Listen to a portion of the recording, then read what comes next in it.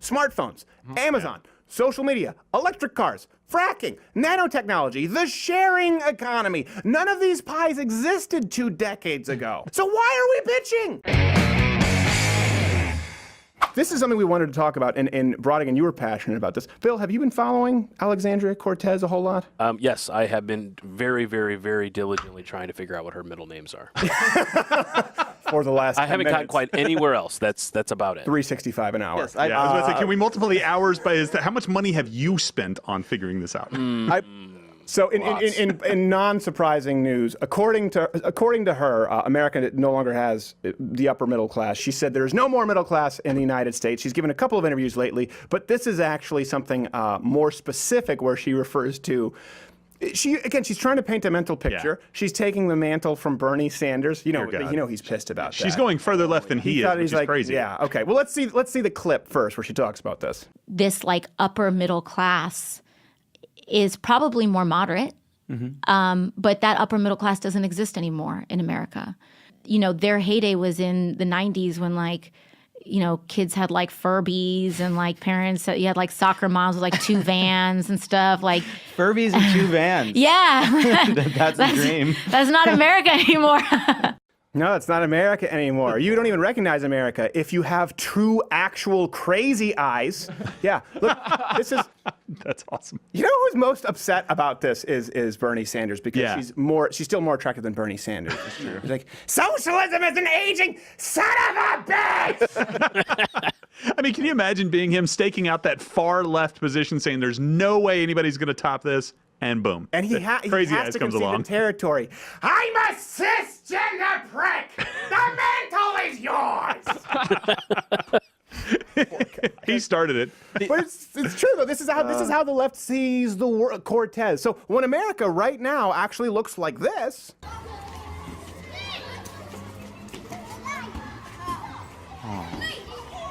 Alexandria something Cortez actually sees this.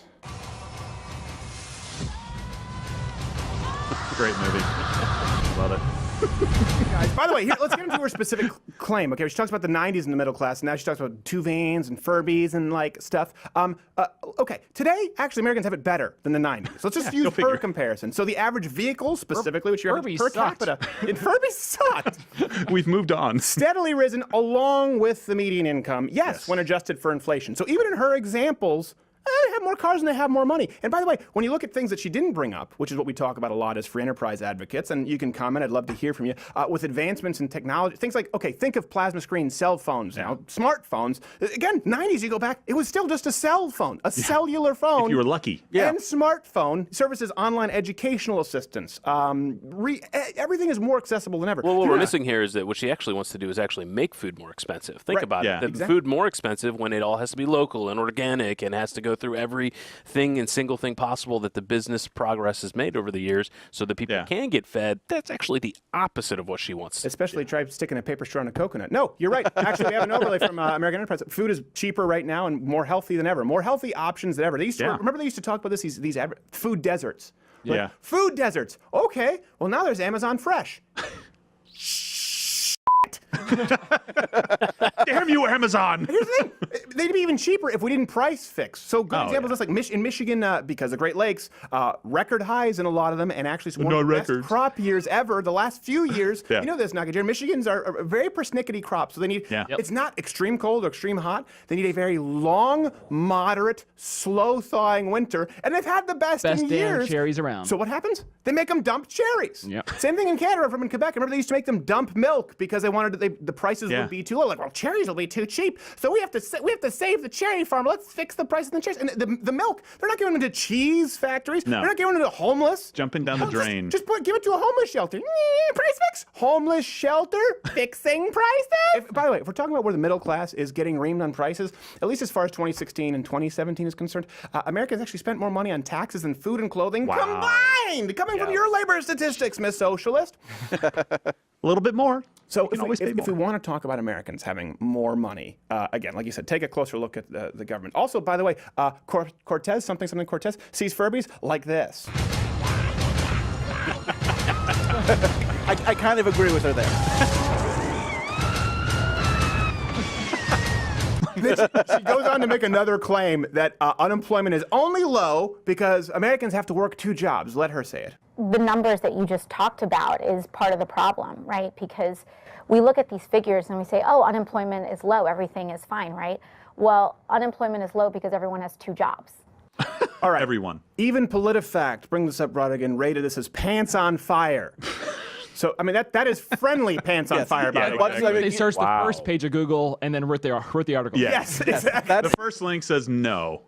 That's what's remarkable about this, because I'm pretty sure PolitiFact is funded by Hillary Clinton donors. Pretty much. So for Alexandria, the Riz of the Jersey, and old dirty bastard Cortez to get a pants on fire. How long have you been working on this? I know, right? It's so good.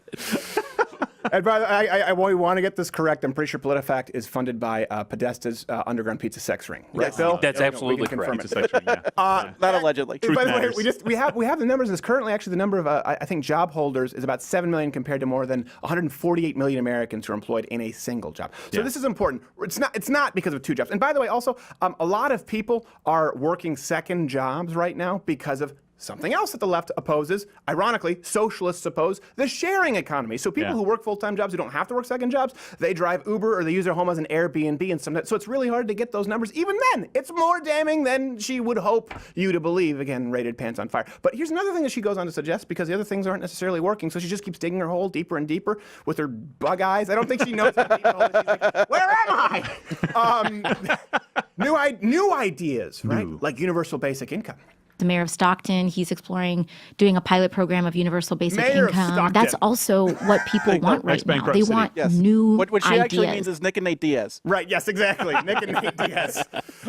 Oh, my gosh. Mayor of Stockton. She's like the mayor of Stockton, city commissioner of Toledo, Ohio. Toodly-doo. Happened in Flint. By the way, this is not a new idea. Universal basic income has been tried in places like Canada and Finland, and surprise, they're not continuing it. Yeah, it's not going on. And here's the thing: this is all based on the premise, and she repeats this a lot she repeats it ad nauseum, just like Bernie Sanders did. It's predicated on the concept that inequality is a plaguing, gigantic, evil social injustice. And it's not. We need stronger champions, but I don't think that they see exactly how rising income inequality has resulted in a very stark political reality. We've talked about this. When people say about inequalities, what's wrong with inequality? Well, don't you think inequality is wrong? No.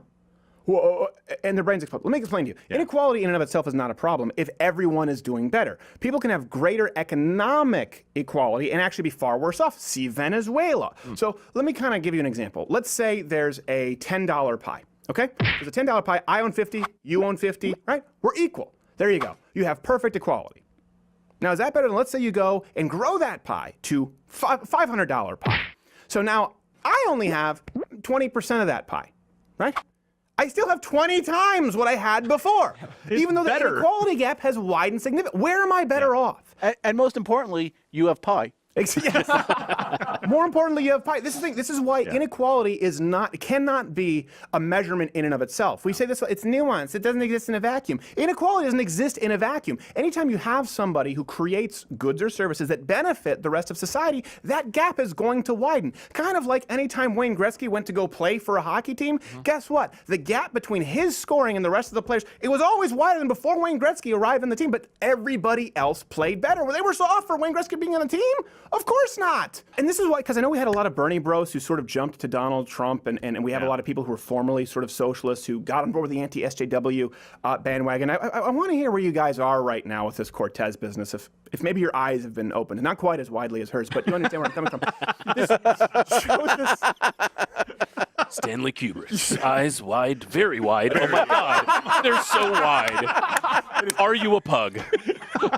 Oh, that's awesome. It's a fundamental worldview issue where people like Cortez, she always says, "Oh, I have a degree, and I have a degree." So no, she doesn't understand economics, because not only can that pie grow, as we've talked about, but as conservatives we've talked about this, due to human ingenuity in a free enterprise system, we can bake more pies. To use her own words, it's not the 90s anymore. I can name you entirely new pies that have been created since. This is a good example. People are like, oh, you say you can create new pies. I don't know why that's a really silly argument, but that's the actual argument that she's making. She thinks it's a zero-sum game. Okay, what pies have been created, have been baked since the 90s that didn't exist? Smartphones, Amazon, social media, electric cars, fracking, nanotechnology, the sharing economy. None of these pies existed 2 decades ago. Or came from Venezuela. Or came from Venezuela. Or any socialist country for that matter. Finland. I'm pretty sure not much. No.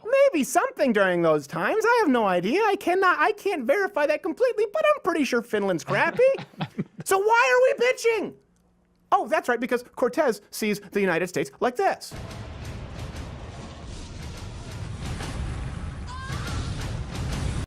Hey, if you like this video, subscribe, hit the notification bell, or if you want to continue to enjoy free content, support us at louderwithcrowder.com/mugclub, where you get the full nightly show. An hour every day free along with all of our friends' content. If not, you don't want to do any of those things, you're probably just here, you're watching me seething. You came here to hate watch. That being said, the internet was created for people like you.